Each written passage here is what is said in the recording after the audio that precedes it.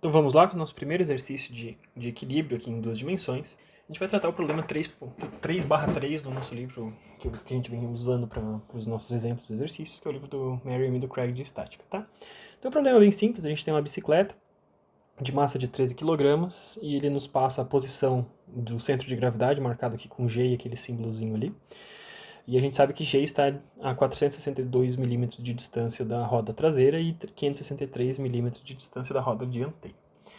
O problema nos pergunta o seguinte: a massa da bicicleta de 13 kg, com centro de massa em G, determina as forças normais que agem em A e em B quando a bicicleta está em equilíbrio. Então o que a gente vai fazer agora? Bom, como sempre, a gente vai começar desenhando o diagrama de corpo livre, tá? Então a resolução vamos fazer em azul aqui. Então o diagrama de corpo livre nos permite identificar onde estão os apoios e quais são as forças que agem nos apoios. Vocês vão de reparar que, na verdade, como as duas rodas estão apoiadas no chão e não tem nada restringindo essas rodas de se movimentarem para frente ou para trás, na verdade é como se elas agissem como dois roletes. Tá? Então, a rigor, nesse problema é um problema bidimensional, mas a rigor ele seria um problema hipostático, que a gente não tem nenhuma restrição que impeça movimentos na direção de x.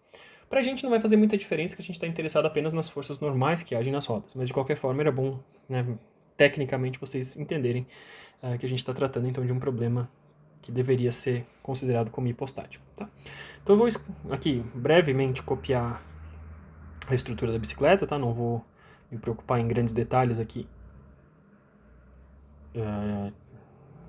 os detalhes da bicicleta, tá? A gente está aqui. Então, no lugar desses pontos de apoio, a gente vai desenhar então as forças, tá? Deixa eu até fazer em outra cor aqui para vocês identificarem as forças que a gente vai identificar. Então, esses aqui são os pontos. Ele chamou o ponto da roda traseira de A, roda dianteira de B. Eu tinha esquecido de copiar isso, tá? Então, veja, como eu tenho um rolete em ponto A, isso faz aparecer um RA na direção de Y. E eu tenho um rolete também na direção de B, eu tenho um RBY. Tá?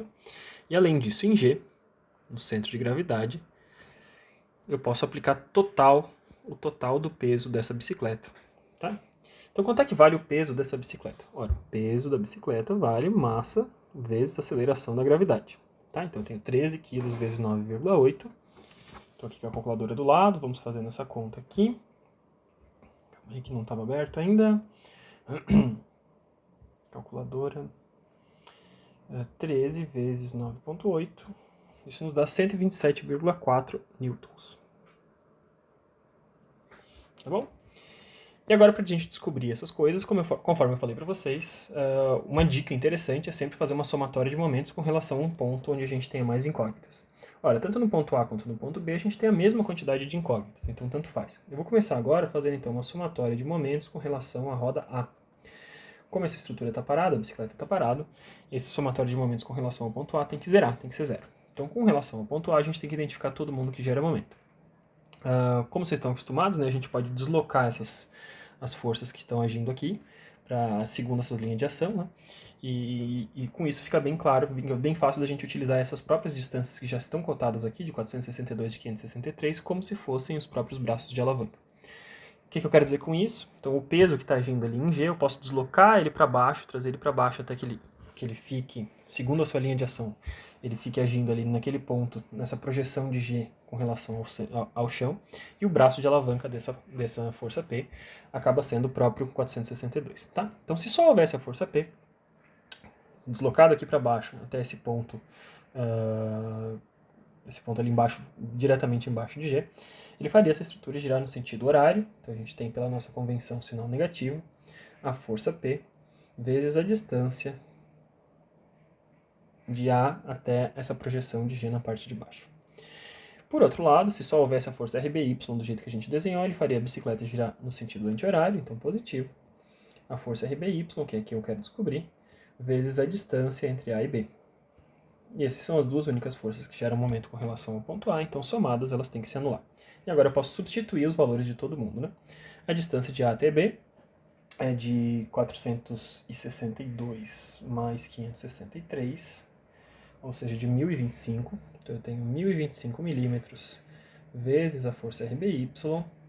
Isso vai ser igual, então, a 127,4 vezes 462. Tá?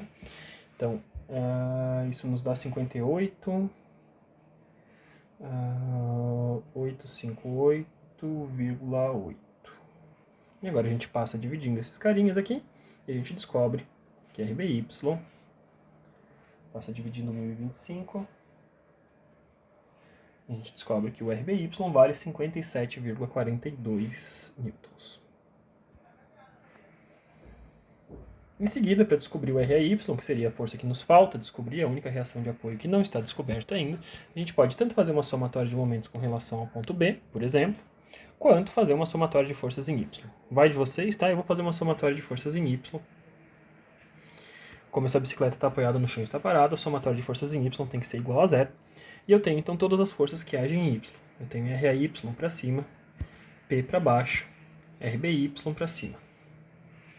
Todas elas somadas tem que ser zero.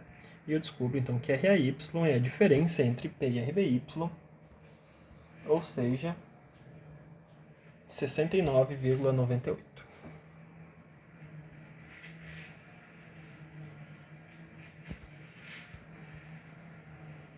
Então observamos aqui quanto é que vale, conseguimos calcular e determinar quanto é que valem as reações de apoio nas duas rodas deste problema.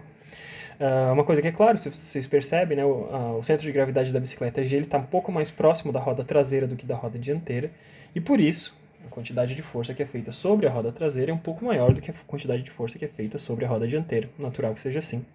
Inclusive é isso que está representado pela posição de G. Tá bom?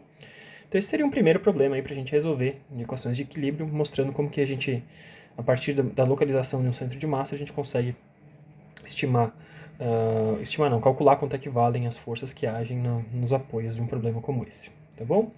Da mesma forma, se vocês forem pensar, o que a gente poderia fazer é o seguinte, se eu não soubesse onde que ficava G, eu poderia ter, por exemplo, a massa da bicicleta de 13 kg, e eu botaria, por exemplo, uma balança embaixo da roda A e uma balança embaixo da roda B, e eu mediria, então, quanto é que valeriam essas forças, né? Então, se eu medisse com uma balança, um dinamômetro, que na roda A eu faço 69,98 newtons, e na roda B eu faço 57,42, eu posso fazer o problema inverso e descobrir qual que é a distância de A até G, ou de B até G, por exemplo, para descobrir quanto que valeria a cota desse centro de gravidade X, tá bom?